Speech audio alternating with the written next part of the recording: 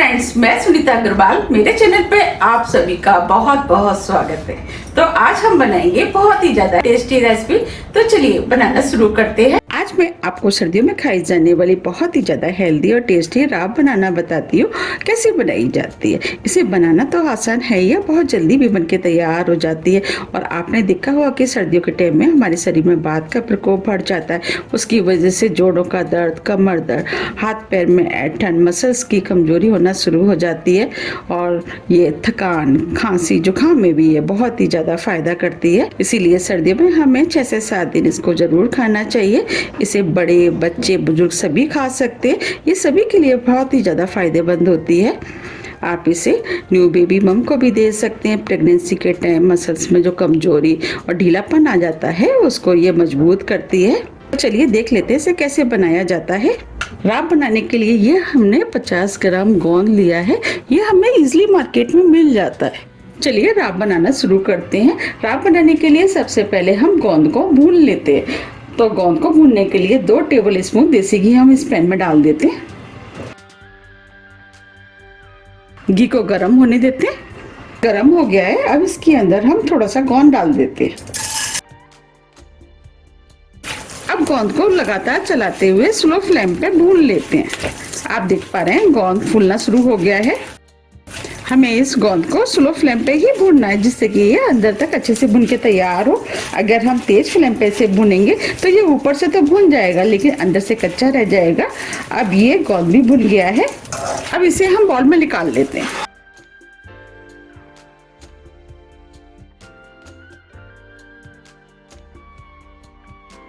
ये हमने गोंद को निकाल लिया है। अब जो घी बचा है उसी में हम जो बचे हुए गोंद को भी डाल देते हैं और इसे भी बिल्कुल उसी तरीके से भूनेंगे जैसे हमने पहले भुना था। अब ये गोंद भी भुन गया, इसे भी हम उसी बाउल में निकाल लेते हैं।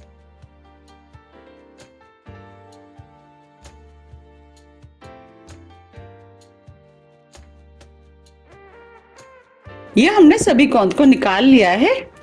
अब जो हमने गोंद भुना था उसे हम छोटी कटोरी से क्रश कर लेते हैं।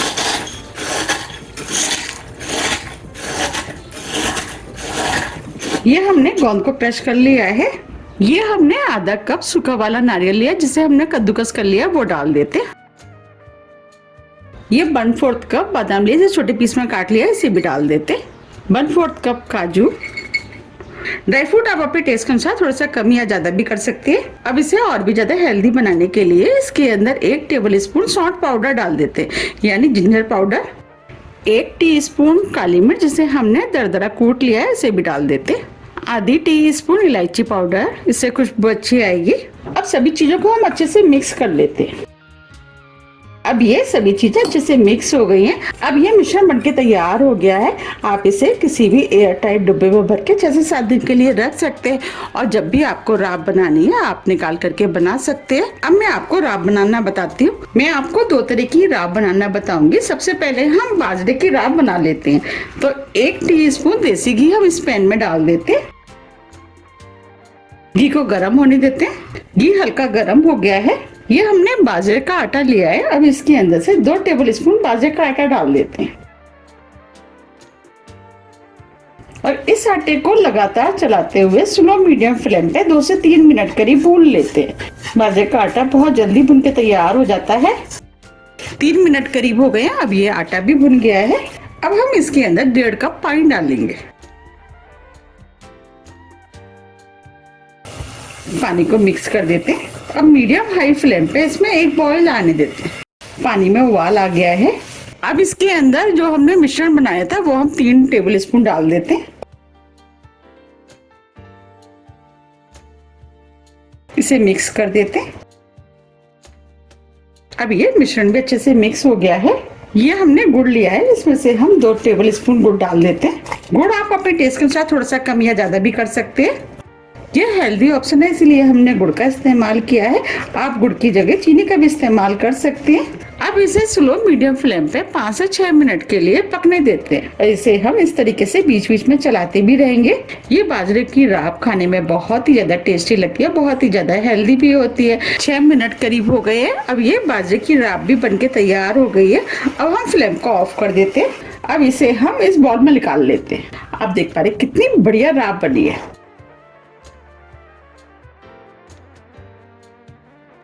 देखिए कितनी बढ़िया बाजरे की राब बनके तैयार हुई है।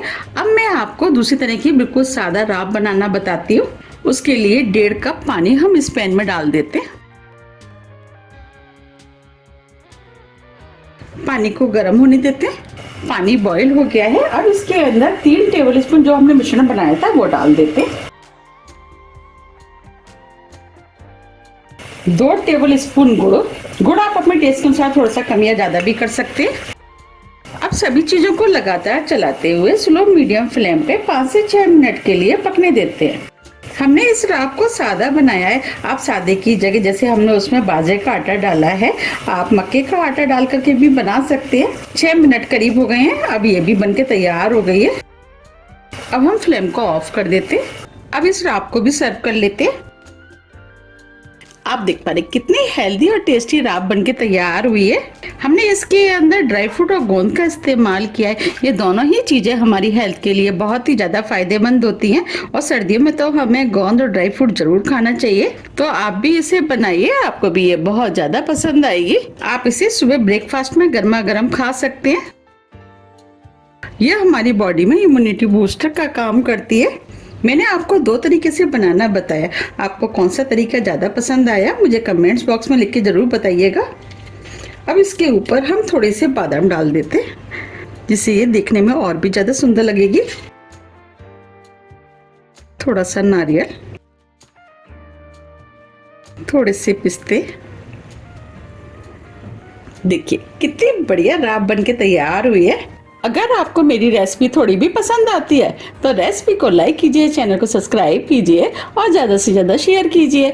अब हम फिर मिलते हैं इसी तरह की टेस्टी रेसिपी के साथ। जब तक के लिए नमस्कार।